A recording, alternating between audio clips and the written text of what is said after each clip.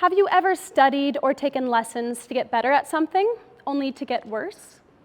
Or have you ever gotten so lost in the stress of getting something right that you lost your motivation to learn entirely?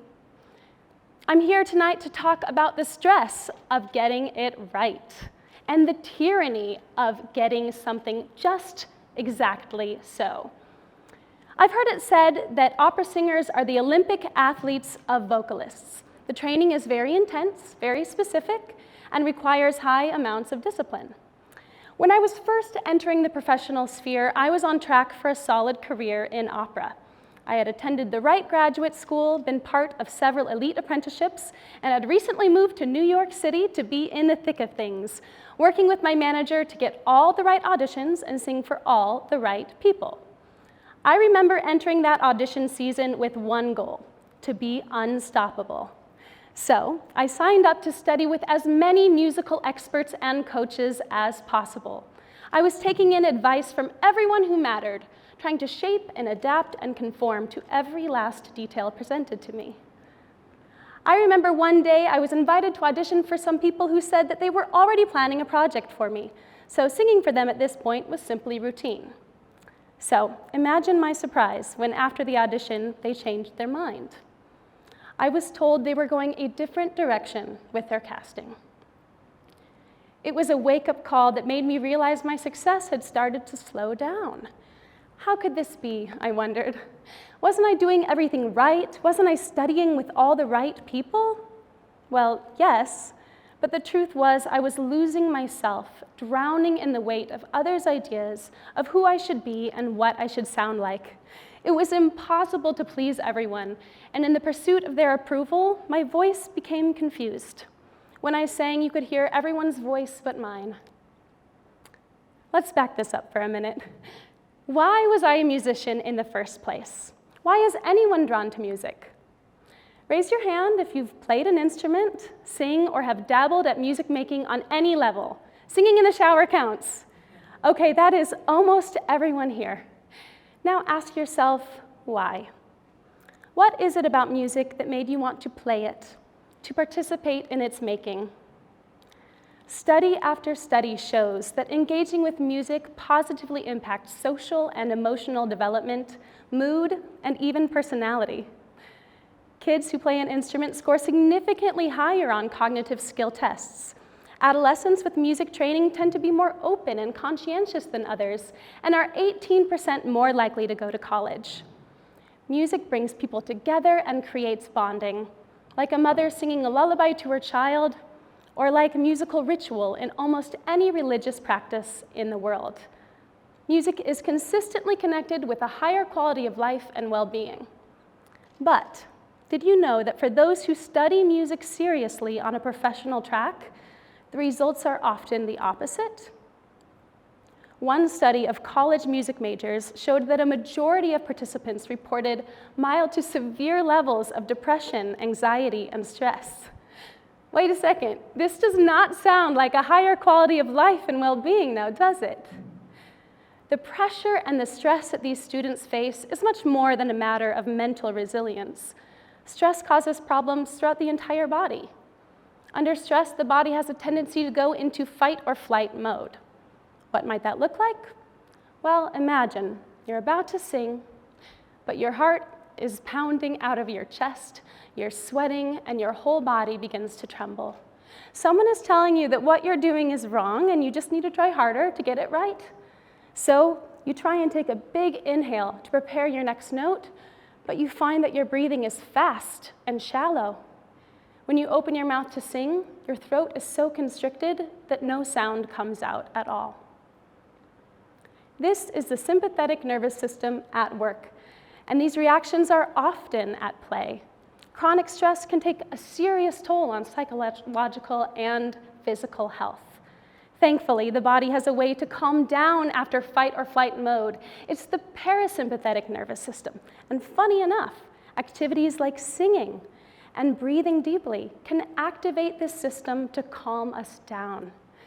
The vagus nerve, which is the most powerful nerve in this calming system, has branches that pass directly over the throat. It's one of the reasons singing can be so cathartic. But if you're under constant stress to get it right, you've turned singing into the enemy of your nervous system. As a result, you may be destroying your voice and your peace right alongside it. People often ask me why I chose to be an opera singer, but the truth is, opera chose me. Most of my early success I attribute to the lack of pressure I put on myself to be a professional. I never seriously considered a career in opera until I was already having one, but I loved to practice. Making music, solving musical problems, and mastering a piece is fulfilling and wonderful. I had amazing teachers who gave me the tools to learn and improve my skills. As a young musician in the practice room, I never felt that mistakes were to be avoided. Everything was simply a problem to solve, almost like a game. And the solution was always something spectacular: music. And I love music. So, when I saw what was happening to my voice as an emerging professional, I decided to get back to the fun. I quit taking formal lessons for a while and started wearing leather pants to my auditions. I recorded a pop album, made music videos, and sang jazz on the streets of New Orleans. Some people warned me that I might lose work from people who may not consider me a serious artist. But what happened was worth the risk. Not only did I gain back my joy, but because I was relaxed, I was singing so much better. I had something to say as an artist, and I started winning again. And now that I'm a voice teacher, I know for certain that we miss something essential when we tell students that the answers lie in doing things a right way. Music becomes a quest for perfectionism rather than something that we play, stressing us out and hindering our progress on every level. And as it turns out, the most effective learning resides in playing. Studies show that it takes approximately 400 repetitions to create a new synapse in the brain, which is to learn something new, unless it is done in play, in which case it only takes 10 to 20 repetitions. There's a game I used to play with my siblings to improve my ability to hold pitch that I'd like to play with you now. Are you down? Yep. Oh, thank you. Okay, does everyone know Row, Row, Row Your Boat? Yes. All right, let's sing it together, starting on this note. Row, row, row your boat gently down the stream. Merrily, merrily, merrily, merrily, life is but a dream. Very good voices.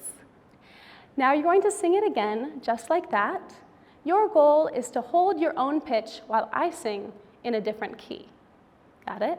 Don't be swayed by what I do. All right, here's your note. Ready, and row, row, row your boat gently down the stream. Merrily, merrily, merrily, merrily, life is but a dream. That was pretty good. Good job. So was that fun? Or are you discouraged that you might have made a mistake? Or are you maybe wanting to try a more challenging song? Practice more, play more. Most of us start out our music learning journeys with play, but in addition to my own journey, I can't tell you how many singers I teach who come to me after being absolutely crushed by higher education. They remember that they still love to sing, and they have a fierce will to rediscover that love. But they have to relearn how to play, even when working on advanced technical skills. So how do we keep the joy? How do we make even the hardest concepts feel more playful? And most importantly, how do we make sure we're not losing our voices to all the advice and opinions out there? I suggest we take a few hints from an unlikely place: science. First, turn your practice room into your personal laboratory. Every time you go to practice, put on your metaphorical lab coat and start tinkering. Remember that the lessons and the tools you receive from masters and coaches are just that, tools. Real progress happens on your own, and you are your own best teacher. Second, experiment and observe. This is not about judging things as good or bad. This is simply about collecting information and looking at it with curiosity. Tinker around with different approaches, and sometimes, just for a fresh perspective, try something totally different. The goal is not to find the right way to do things. The goal is to collect as much data as possible so that you can find out what works best for you. In the process, it's okay to create a wild or unruly sound.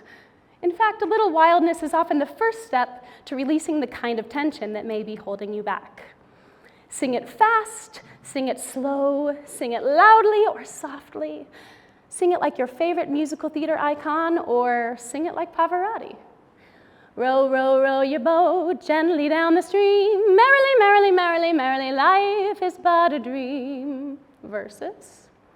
Row, row, row your boat gently down the stream. Merrily, merrily, merrily, merrily, life is but a dream. Thank you. Lastly, embrace the infinite process. Music, like science, has no finish line. There's no moment in science where we say, we've figured everything out and there are no more experiments to be done. Theories are ever evolving and we are learning new things every day. It is the same with music. This is not something to fear or to judge. This is something to be embraced. We also need to embrace the gap between where we are and where we want to be. I've heard it said that the hallmark of an artist is that their level of taste is always higher than their level of ability. It keeps us always learning and striving. If we lead with the idea that there will always be a gap and that we want that gap, then we don't have to sink in frustration for never closing it. We can embrace that as part of the glory and mystery of music making. I encourage you, whatever you are learning to do, whether it be singing or writing or playing basketball or communicating with your partner, to engage in playful and exploratory practice. Take judgment out of the equation and embrace the joy of the process. And never let anyone tell you there's only one certain right way to do things. If you only listen to those outside, you will lose your voice. And the world needs your voice. Thank you.